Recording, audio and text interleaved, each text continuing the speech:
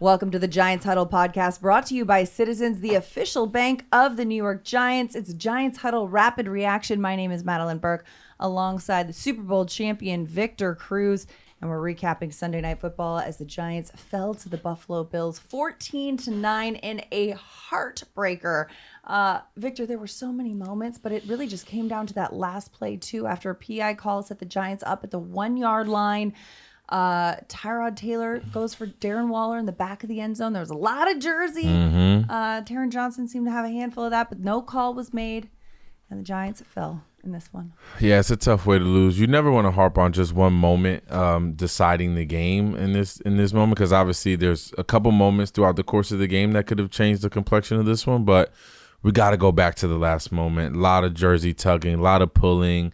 A pass interference was called on just the play before that. So to come back again, Buffalo defense banking on them not throwing that flag again, letting the guys play on the final play of the game.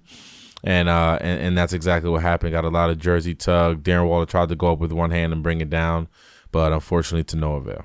Yeah, because you mentioned a pass interference play on the game or on the play before as well. I mean, the Giants were on the field. First of all, Buffalo goes down. The defense holds the Bills, and they're in field goal range.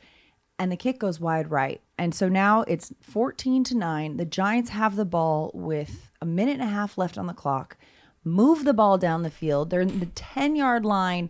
Tyrod Taylor goes for Darren Waller there, but Terrell Bernard gets called for the DPI as the clock expires, which sets them up at the 1 yard line with no time left. And as you said, like, they're not going to keep throwing those flags. The Bills dared them to, and the ref said, you know what, we're letting them play.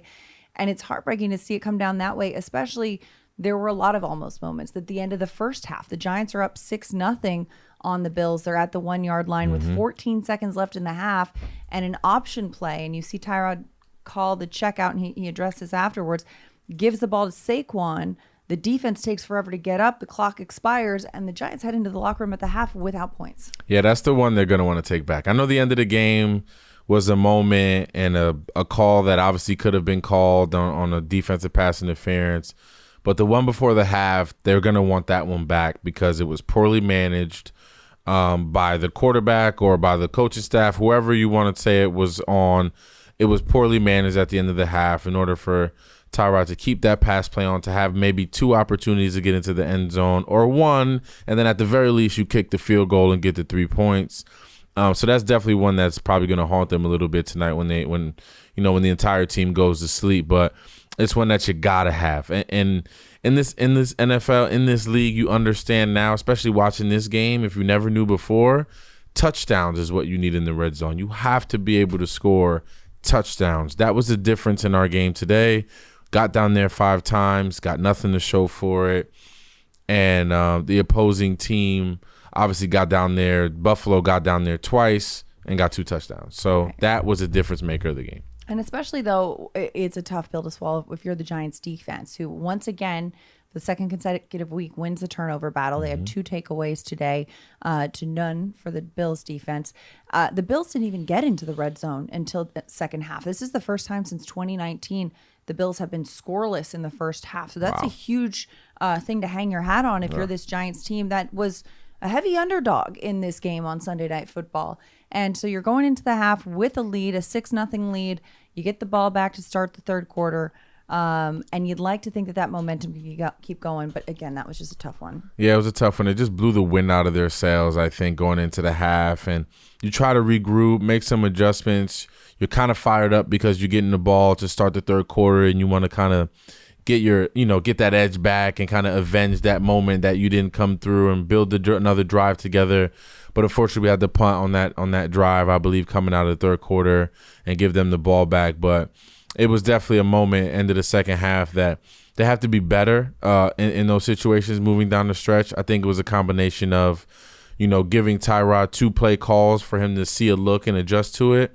And then secondly, Tyrod just not being in that moment, enough, right, at least recently, that you kind of have to prepare for those things. Those are things that you kind of get into a flow of, okay, it's a minute left in the game. What are my options? How many timeouts do I have?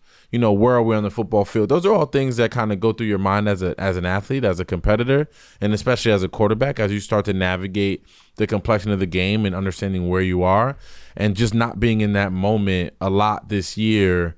It's tough to ask him of that now in this moment, which I feel like Tyrod played his heart out today. You're ready for a change. Payday comes early with Citizens, so go to that retreat.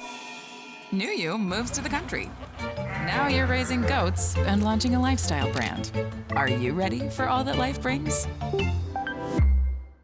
He really did. And considering this is the first time he's gotten a start as a member of the Giants, this is the 5th different team that he's started with. He's played for Buffalo, Cleveland, the Chargers, Houston, and of course, Buffalo. 43 of his 53 career starts were with the Bills from 2015 to 2017. So this is a place that he's very familiar with. We talk a lot about the Brian Dable connection, the Joe Shane connection, but Tyrod Taylor, of course, getting the start for an injured Daniel Jones, who's out with that neck injury this week. And one of the positives, though, he passed for 200 yards, added another 24 yards rushing. He was getting the ball out very quickly. Yeah, that was huge for me. And that was something that was glaring from the beginning of the game. Was getting the ball out quickly, which led to shots down the field, which led to keeping that defense off balance, which led to keeping Buffalo not knowing what was coming next.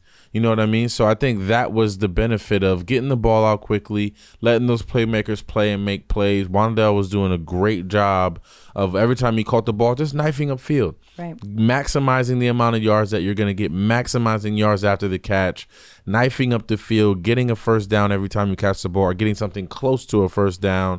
So that was just fun to see. So I love this game plan that they put together for this week. I want them to continue this game plan. Even when Daniel Jones comes back, I want them to be able to understand, or him to understand, that getting the ball out of his hands quickly, hitting the underneath routes, and letting those guys work and be athletes, those are going to be the things that are going to help us win games. Those are going to be the types of plays that will keep us in contention, keep us ahead of the chains, and keep us in very favorable down and distances, especially on third down. Especially, yeah. And, I mean, you saw him getting some big chunk plays there. Darius Slayton with a couple big catches. Jalen Hyatt with a huge catch. I think it was a 43-yard gain. Barely gets his toe drag swag, but, of course, that play is called back because of a penalty. So the Giants don't get to convert that one. But the ability to air it out and to get that offense going, to see that spark that we've been missing, has been a positive, and seeing the offense come together in that way, especially behind an offensive line that is still quite banged up. I mean, we saw Justin Pugh getting the start tonight. He introduced himself on Sunday Night Football as Justin Pugh straight off the couch, because he absolutely came in straight off the couch. He had his first padded practice in years earlier this week. I'm trying to figure out when he even recorded that little snippet, because he literally just got here like 2 days ago. I bet they pulled him over in the hallway walking into the game today, be like, hey, can we get a quick hey, just record this for us here, if you don't mind. But he did it. He starts at left guard, and then, of course, early in the game, Josh Azudu, who's been filling in for Andrew Thomas, the left tackle, who's out with a hamstring injury. Azudu leaves with a toe injury, so Pugh just slides on over to left tackle. No big deal. The veteran getting it done, and having that much change and turnover on the offensive line only 6 weeks into the season for the Giants hasn't been easy, but they were able to make it work. Yeah, they were able to make the best out of it today, at least, and just try to figure out what combination of offensive linemen worked best for them. I feel like obviously Justin Pugh's in that mix, and also just his presence, right? Him being a veteran guy, him understanding what it is to play for the New York Giants, what it is to be in these locker rooms, what it is to be in those meeting rooms. And I'm sure he can share some of that knowledge and share some of his knowledge of the game to those guys, and it'll be very beneficial for that locker room and for that meeting room. But he had a rough start early on, but he anchored down. You start to see him kind of get his bearings as the game wore on there. But this entire team, I think this entire team played inspiring football. I think it's been our best brand of football that we've put out there to date, and it's something that we can hang our hats on, not only as fans, but the players out there on the field can hang their hats on that at least, and it's something to build on for the coming weeks. And we could string a couple of these games together, kind of put our best foot forward. We're playing great against great teams. Buffalo is no slouch, obviously, as we all know. They have a great team over there, and to only hold them to 14 points is pretty special. With an opportunity to win it at the end, we're doing something right. You love turf. You're good at it. So you start a turf biz. Business grows, your savings grow. Become the most celebrated name in turf. Are you ready for all that life brings? Extremely special. And, I mean, like talking to Pew earlier this week about coming back, he said, hey, man, I'm 33 coming off an ACL. I'm going to get beat a few times. But the key is to bounce back and come back on the next play. And that's what this Giants team needs to do, too, is bounce back. Say, okay, we're going to get beat a few times. You got to bounce back. One of the big bounce back moments today, too, was having Saquon Barkley returning to the field. He, of course, has missed the last 3 weeks with that high ankle sprain. Mm-hmm. Back out there, runs for 93 yards. He had a 34-yard long, a 19-yard long. He had some big chunk plays that were like, that's the Saquon that we know and expect. And that's another thing that is key and imperative for this Giants offense to get going. Yeah, big time. Once you get one of your leaders back in that locker room, one of your leaders back on the football field, it just pays dividends. Obviously from his play on the field, but just his energy, his voice, his presence out there always is going to pay dividends for this football team. And obviously his production. I mean, going out there, started off a little slow, shaking some of the rust off, but definitely making those big plays, finishing with 93 yards, busting those 2 big runs in the second half of the football game. It showed that Saquon is healthy and he's ready to explode and ready to continue to have success on that football field. And it was fun to watch. It was fun to watch and getting the offense going a little bit. The defense, once again, as we mentioned, winning the turnover battle. Bobby Okereke and Micah McFadden just combining to get it done. Okereke punches out a ball on Gabe Davis as he's tackling him. Micah McFadden comes up with that. That's the first takeaway of the game. Later on, we see Okereke tip the ball. McFadden grabs it for an interception right there. The fact that the defense is getting turnovers in the first, few weeks of the season, they were -8 in the turnover differential. In the last 2 weeks, they're +5.